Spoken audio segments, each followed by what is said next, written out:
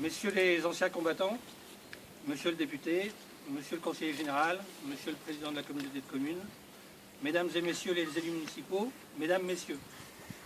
En ce 11 novembre 2014, je tiens tout d'abord à vous remercier de votre présence autour du monument aux morts de la Landschall.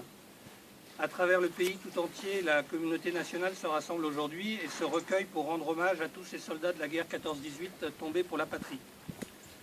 Si le souvenir de cette guerre d'un autre siècle demeure aujourd'hui toujours aussi vivace, c'est sans doute parce qu'il n'épargna aucune famille française. 10 noms figurent pour cette période sur notre monument. S'il ne reste plus d'acteurs survivants de ce conflit aujourd'hui, la mémoire de cette douloureuse période qui a été transmise au fil des ans doit rester intacte. Ce 11 novembre est aussi maintenant l'occasion de rendre hommage aux victimes de toutes les guerres, à celles de la Seconde Guerre mondiale comme à celles tombées sous le drapeau français en Indochine, en Algérie ou sur bien d'autres champs de bataille. Un seul nom figure sur notre monument aux morts, celui d'Alexandre Briot, mort en déportation en 1941. Une pensée également aux combattants des autres nationalités, la commune de la Landschall ayant des habitants originaires d'autres pays. Comme beaucoup d'entre nous aujourd'hui, je fais partie de ces générations qui ont eu la chance d'arriver à mon âge sans connaître personnellement la guerre. Cela ne nous exonère pas de responsabilité à l'égard de ceux de nos concitoyens qui aujourd'hui encore risquent leur vie et pour certains la perdent au nom de la France. Ils prennent place dans cette douloureuse continuité des victimes que nous célébrons aujourd'hui. Il y a 100 ans, jour pour jour, l'amiral Renard combattait avec ses fusiliers marins en Belgique pour stopper l'armée allemande. Dixmude fut évacué le 10 novembre, après avoir tenu 3 semaines. Sur 6000 hommes, 50% seront tués. Je vous fais écho de sa réflexion après-guerre, que les vivants soient dignes des morts. C'est dans cet esprit que ce monument a été rénové dans le cadre des cérémonies du centenaire de la guerre 14-18. Dans quelques instants, vous découvrirez la nouvelle plaque où est mentionné l'ensemble des morts pour la France de notre commune. Ne les oublions jamais. J'invite M. Togourdeau à procéder au dévoilement de la plaque. Plaque réalisée par un graveur nommé Philippe Langer, des pompes funèbres générales de Baugé.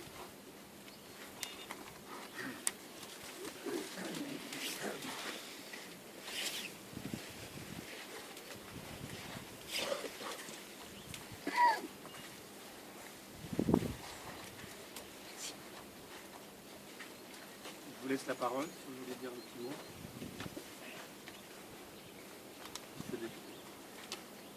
Monsieur le maire, chers collègues élus, mesdames, messieurs les anciens combattants, c'est avec fierté et émotion que je participe à l'inauguration de cette plaque.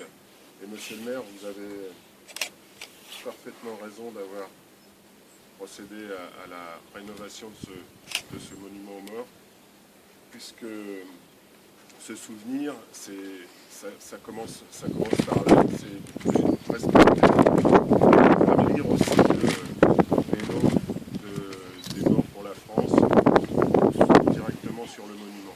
Ça commence par là, le souvenir et la mémoire, et le respect pour ces jeunes qui ont donné leur vie à leur pays, à la France. Il faut s'en souvenir, et je pense qu'aujourd'hui,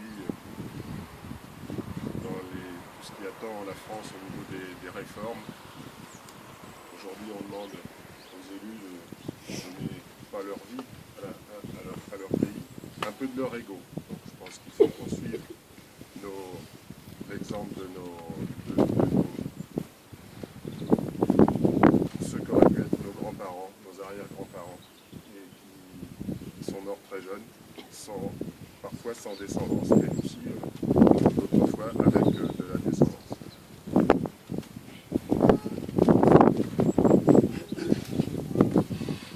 Repos.